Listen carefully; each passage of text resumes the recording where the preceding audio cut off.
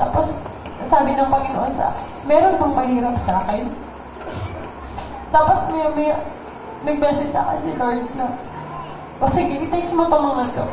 Nag-text sa akin si Kuya yung sabi niya, please pray for Sister Joy. Nag-labor siya ngayon. So, tinext ko lahat ng kapatiran. Sabi ko,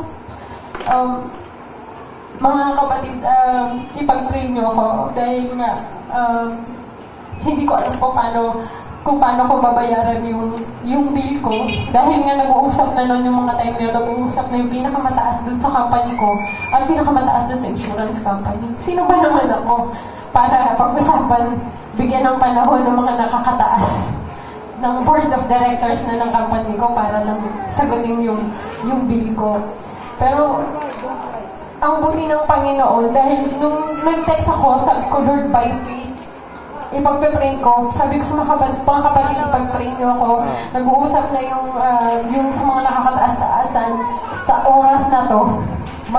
Siguro mga 4:15 na. Alas 5 tapos na ang office, di ba?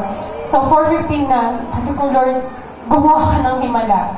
Sabi ko, mga kapatid, mag-pray po tayo. Sama-sama tayong manalangin. Alam ko, by faith, dito tutugunin ng Panginoon yung dalangin natin dahil pag nagkaisa tayo sa panalangin, walang imposible sa Panginoon.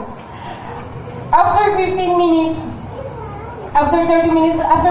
sabi ko sa mama ko, punta ka na sa Mexican kasi hindi ko na alam gagawin ko eh. Baka meron na silang sagot. Tapos tumawag sa akin si mama, sabi ni mama, 100% sagot na lang Mexican yung lahat ng bill mo. Wala ka nang babaya, wala na tayo ilalabas kahit piso. Sabi ko sa Panginoon, Lord, napakabuti mo. Amen. Walang imposible sa'yo. Sino nga ba ako? Sabi ko, Panginoon, patawarin niyo ako dahil nung una, hindi ikaw yung naging una kong takbuhan. Dahil yung ginawa ko, kung lumapit pa ako sa iba, lumapit pa ako sa emergency loan, lumapit pa ako para mag-SS. Pero nakalimutan ko na ginawa kitang last resort. Pero Lord, kahit na gano'n, hindi mo pa rin ako binigo. Basta sama tayo na lalangin, sabi niyo nga, tutugunin mo kami. Sabi niyo, diba, sabi nga ng Panginoon, two agrees in one, kung sino mang dalawa o tatlong tao na nagkatipon sa pangalan ng Panginoon, nasa kalagitnaan natin siya. Amen. Kaya nananalig ako sa Panginoon. Salamat sa Panginoon dahil tinugon niya lahat yung mga panalangin ko. Ngayon, wala na ako masyado nararamdaman tungkol sa tiyan ko. Alam ko, pagagalingin ako ng Panginoon by faith.